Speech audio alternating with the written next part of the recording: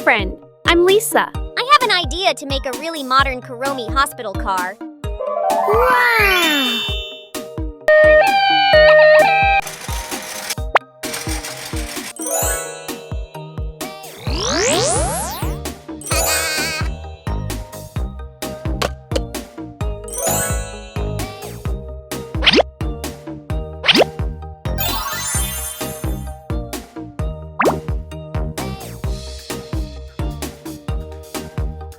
Let's make something fun. I'm building a big purple truck. Let's add some wheels. Now for a sparkly purple grill and 2 little yellow lights. Blink, blink. Let's put the siren on top. And a cute sticker of Hello Kitty and Kuromi. Yay! My hospital truck is all done. I'm going to make a cute little cabinet. I'll stack up these cardboard pieces. Let's wrap it in some shiny black paper. Now for a little white shelf. Let's add a pretty purple top. And a purple border too. I'm adding a curvy roof. How fun! Let's put a shelf right in the middle. Time to make some little doors. And I'll add some cute handles. Sparkly Hello Kitty stickers! Yay! Time to fill it with tiny medicine jars. Look at all the colorful bottles. So cute! Now for a clear door so we can see inside.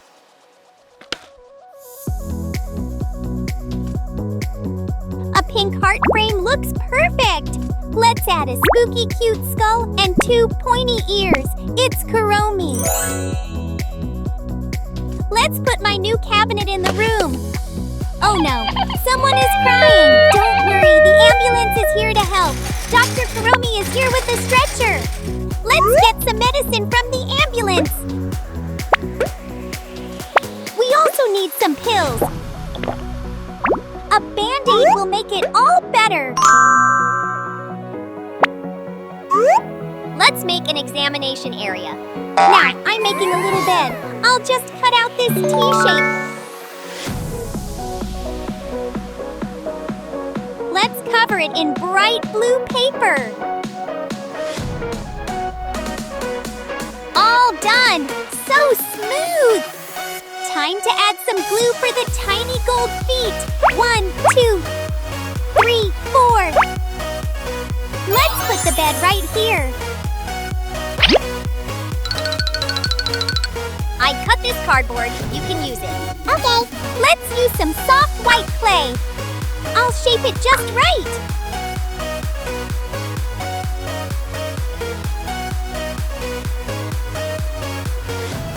Two little black eyes and a yellow nose.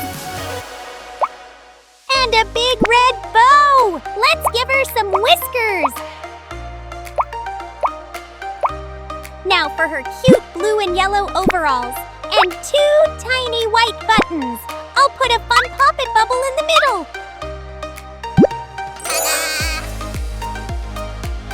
Let's put my new toy on the little bed. Time to make a little bedside table. I'm using shiny, sparkly tape. Let's make a pretty pink bed frame. Now for a fluffy pillow. I'll stuff it with soft cotton. I'll cover it with this soft yellow fabric. A comfy mattress and pillow for the bed. Ta-da!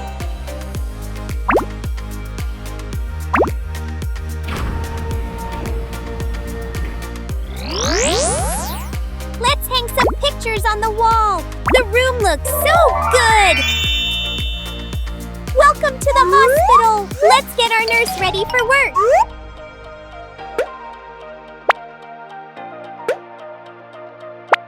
Here comes our patient. Let's check your temperature.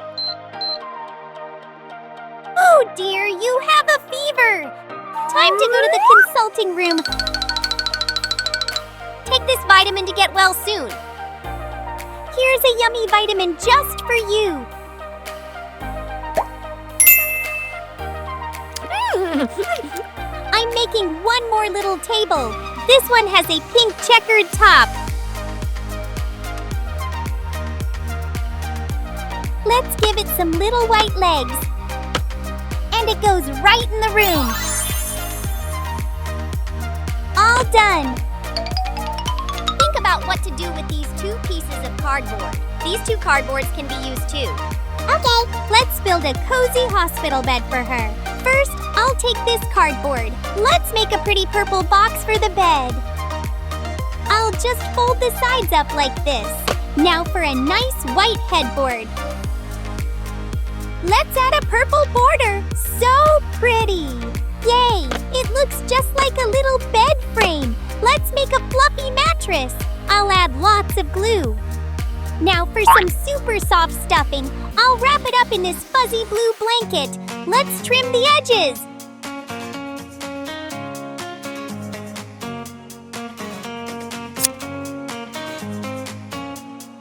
Time for a warm purple blanket on top. And now we add some little wheels. It really rolls.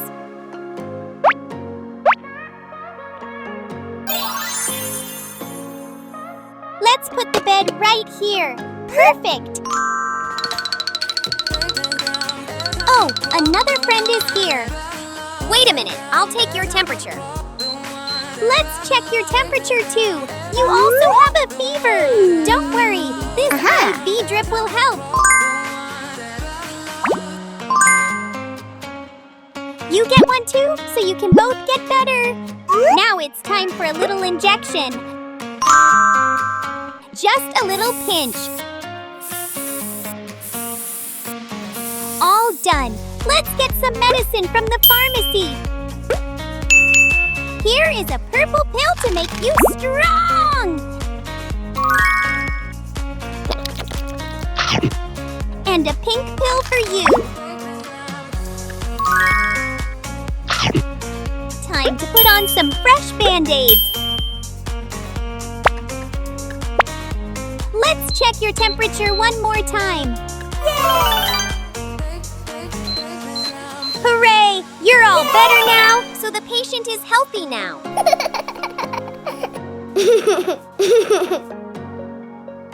Now, let's make a Kuromi pillow. I'm flattening some soft black clay.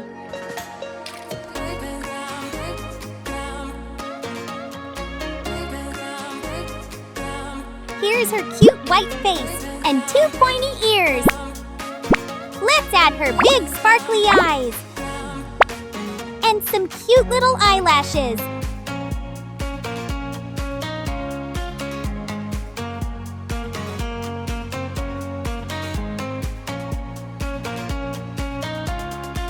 Let's give her some rosy pink cheeks. A little heart for this cheek. And another heart for this one. Let's add her skull and a nurse's hat. She looks amazing. Let's put her on the bed. So comfy. Time to make a heart monitor. I'll shape it to look just like Hello Kitty. Here's her bow and a sparkly gold screen. Let's add some colorful buttons.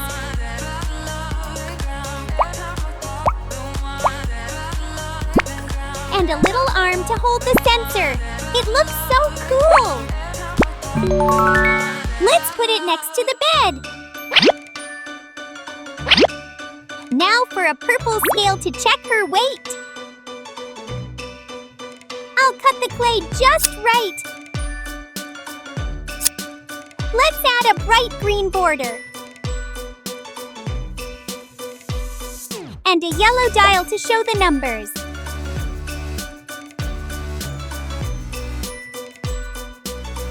Let's draw on the little lines.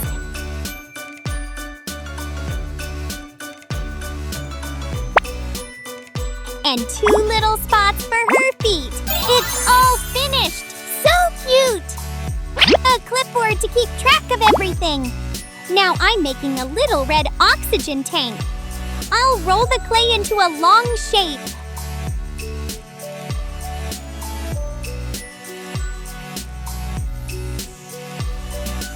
Let's add all the little pieces. A bright green stripe makes it look so cool. Let's draw on the O2 symbol. Yay! It's all done. The hospital is ready for patients. Look how amazing it is.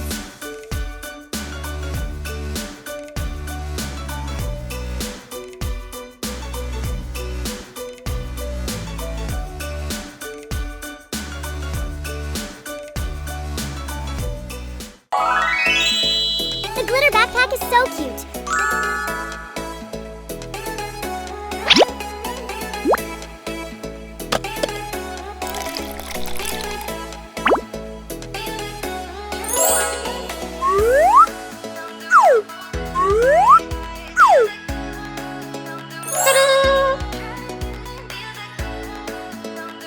The Princesses of Everdawn. The Kingdom of Everdawn. In a land where dawn's light lingered longer than anywhere else, the Kingdom of Everdawn thrived under the gentle reign of Queen Seraphina. Her castle, made of pale rose stone, caught the morning sunlight and seemed to glow from within. The kingdom was known for its harmony, but also for its prophecy. When shadows try to swallow the dawn, 3 hearts bound by courage shall light the way. The queen had 3 daughters, each born during a rare dawn event. Princess Amara, the eldest, was born when the sky was painted with a golden halo. She was wise beyond her years and gifted with the power of light magic. Princess Celine, the middle child, was born under a dawn touched by silver mist. She possessed an intuitive mind and could communicate with animals. Princess Alara, the youngest, came during a fiery crimson sunrise and carried the restless spirit of adventure with the rare gift of calling forth the wind. Although different, the 3 sisters were bound by deep love for one another and for their people. A disturbance in the east. For decades, Everdawn had known peace, but whispers began to spread of a creeping darkness growing in the eastern woods.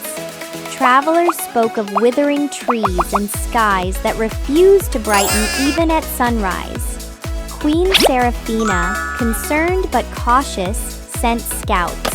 Only one returned, open your pale hands and and I'll give you trembling, something. speaking of a Okay, sorceress it's who called cardboard. herself Morwenna, the Keeper of Shadows.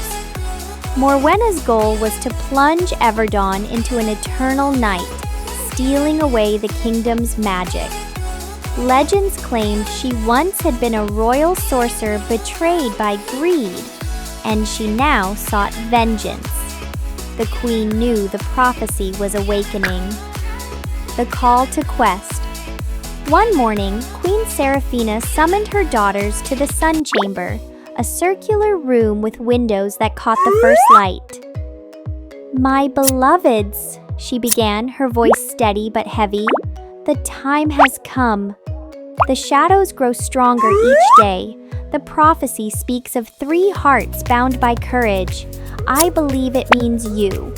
The sisters exchanged glances, excitement and fear mingling in their eyes. Amara placed a hand over her heart. "We'll go, Mother. We will protect Everdawn." Selene, though more cautious, nodded. "If the animals whisper to me of danger, I will listen." Alara grinned with determination. "And I'll make sure the wind is on our side." The queen gifted each of them a token, a golden pendant for Amara, set with a crystal of pure sunlight, a silver moon-shaped locket for Celine, containing a feather from the kingdom's oldest dove, and a ruby-studded compass for Ilara, enchanted to always point toward hope. Into the Forest of Whispers. The journey began at dawn. The forest was dense, its shadows longer than they should have been. Amara lit their Wow, path the with bed her looks magic, so fancy. casting a warm glow that held the darkness at bay. The stairwell is Celine so empty, paused Lisa. often, Do listening to something the about it? rustling Okay. of leaves and bird calls, translating their warnings. Alara, impatient yet focused, urged them onward with gusts of wind that cleared their way.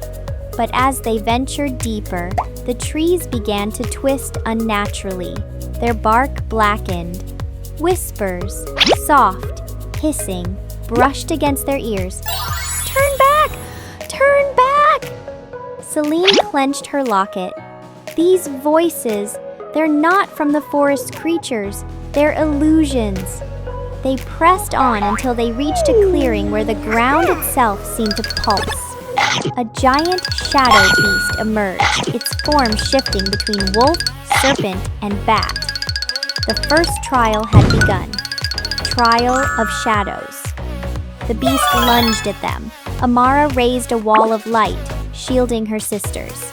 "We need to attack together!" she shouted. Celine called to the hawks circling above. They dove, distracting the creature's eyes. Alara summoned a whirlwind, trapping the beast's shifting form long enough for Amara to focus her light into a piercing beam. With a final, echoing roar, the shadow beast dissolved into smoke. In its place lay a shard of obsidian etched with strange runes. Amara Something's missing, picked it Lisa. up. A piece Yes, of more Morwenna's pictures. magic. We'll need these to weaken her. Trot the Bridge of Echoes. Following the compass, the sisters reached a vast chasm. A bridge of black stone stretched across, but it sang, a low, mournful melody that seemed to seep into their bones. The Bridge of Echoes was said to reflect one's deepest fears. As they crossed, each sister heard whispers. Amara heard, "You will fail them, as all leaders do." Celine heard, "Your voice is too small. No one will listen." Alara heard, "You are reckless. You will doom them all." Their steps faltered. The bridge trembled. Amara, voice firm, called out, "These are lies." She reached for her sister's hands, and together they shouted into the abyss, "We are stronger together." The bridge steadied, and they crossed unharmed. The glitter Village backpack is of so Forgotten Light. Beyond the chasm lay a small village shrouded in gloom. No lanterns burned, no laughter filled the air. The villagers, pale and slow-moving, seemed trapped in a waking dream. Morwenna's magic had stolen their joy. Celine knelt before a child, staring blankly at the ground. She sang a lullaby from their childhood, and the boy's eyes brightened.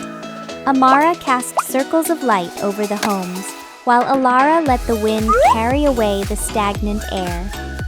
Slowly, the village began to stir. An elder approached, offering them a second obsidian shard. "Take it," she said. "You bring the dawn with you."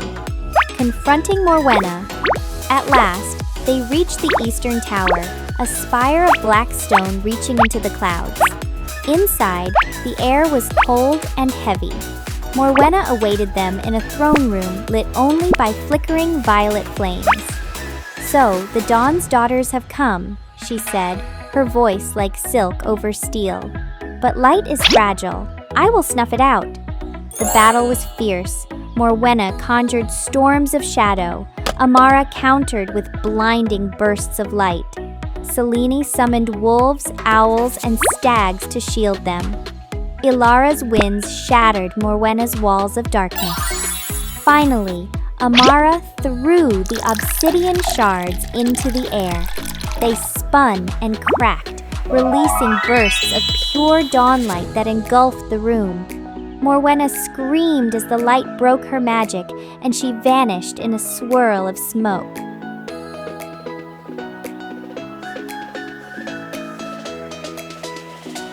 Ding-tee! The tower's windows burst open and sunlight poured in. The land Welcome beyond to my glowed as the miniature darkness house. lifted. Flowers bloomed in the eastern woods for the first time in decades. The villagers danced, Oh, no. the forest creatures sang, and the skies returned to their golden morning hue. The sisters stood together, exhausted but smiling.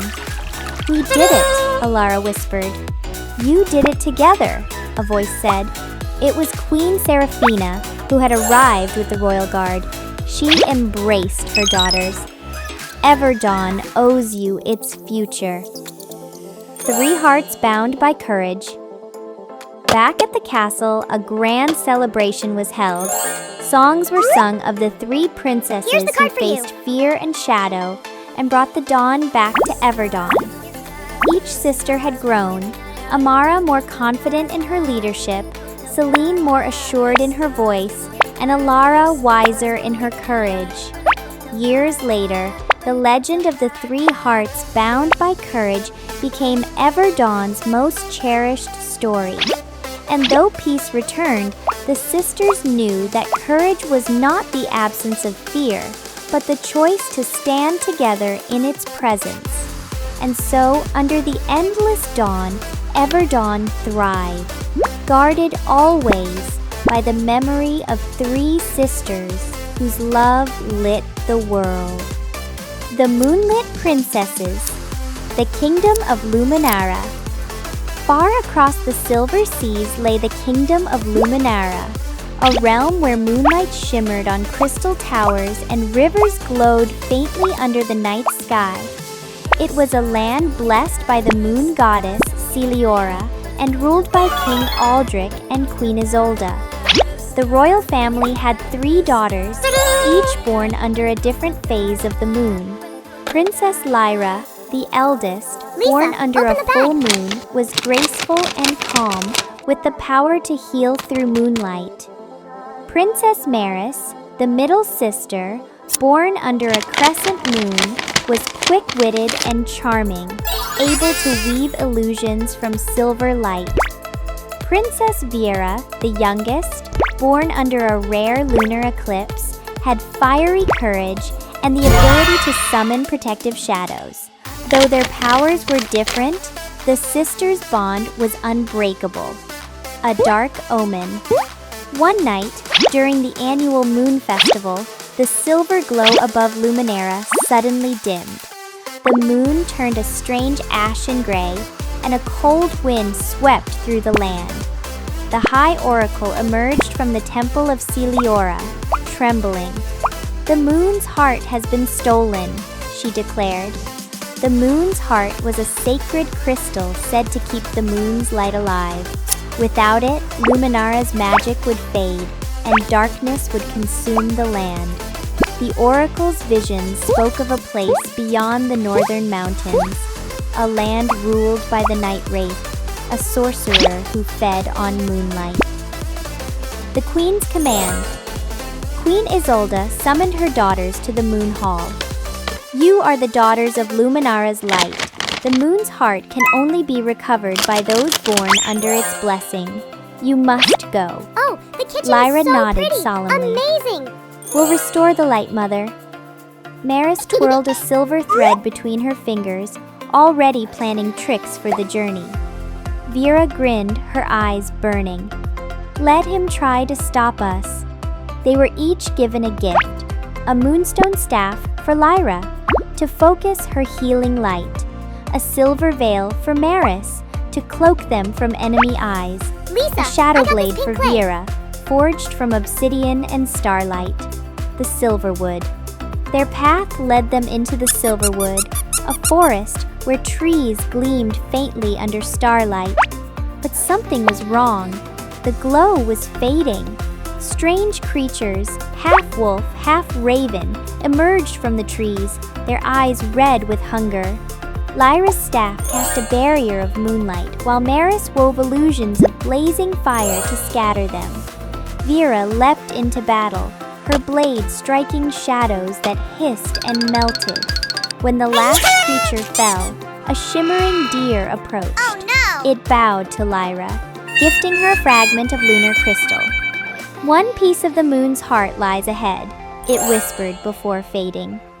The bridge of frozen stars beyond the forest lay the bridge of frozen stars, a span of ice so clear it reflected the constellations beneath their feet. Legend said that those who crossed it would see visions of their fate. Halfway across, Lyra saw herself as an old queen, standing alone. Maris saw her illusions fading, leaving her powerless. Vera saw herself surrounded by darkness, unable to protect her sisters. The visions shook them, but they pressed on, hand in hand. "Fate isn't set in stone," Lyra said firmly. At the bridge's end, they found a frost-locked chest. Inside was the first shard of the moon's heart, the Howling Pass. The next challenge was the Howling Pass, a narrow mountain path battered by icy winds. Whispers rode the wind, tempting them to turn back. Maris used her veil to shield them from the biting cold, while Vera carved a safe path through fallen ice. Lyra kept their spirits strong, humming songs of the moon goddess. Near the pass's end, a great ice wolf blocked their way. It demanded a duel for passage. Viera accepted, her blade clashing against its frost claws until Lyra's healing light weakened it. Defeated, the wolf transformed into a man and gifted them the second shard, the Night Wraith's realm. They descended into a land where no moonlight shone, only shifting shadows and cold mist. The Night Wraith's castle rose like a dark fang against the horizon. Inside, the air was thick with enchantment. Hallways twisted endlessly, illusions meant to trap intruders. Maris countered each one, weaving her own illusions to confuse their enemies. In the throne room, the Night Wraith awaited, a tall figure in black armor, his face hidden beneath a mask of obsidian. "The moon's light belongs to me now," he hissed. The battle for the moon. The fight was fierce. The Wraith summoned shadow beasts. Vera met them head-on. Lyra's light burned through the darkness, but the Wraith's power seemed endless. Maris realized his strength came from the moon's heart embedded in his chest. She created an illusion of the moon shattering, distracting him just long enough for Vera to strike the crystal. It cracked with a deafening sound, releasing a wave of silver light that hurled the Wraith backward. Lyra gathered the shards, restoring them into the complete moon's heart. The return of moonlight. When they emerged from the castle, the moon above shone brighter than ever. Silver light bathed the land, reviving flowers, rivers, and the silverwood. The sisters sailed home to Luminara, greeted by cheering crowds. The queen embraced them, tears shining in her eyes. Wow! "You have saved not only our kingdom, but the moon itself." The bed is so soft. The moon festival was held again that night, its glow more radiant than any before. Under the moon's blessing, the prophecy of the 3 lunar-born princesses became a tale passed down for generations.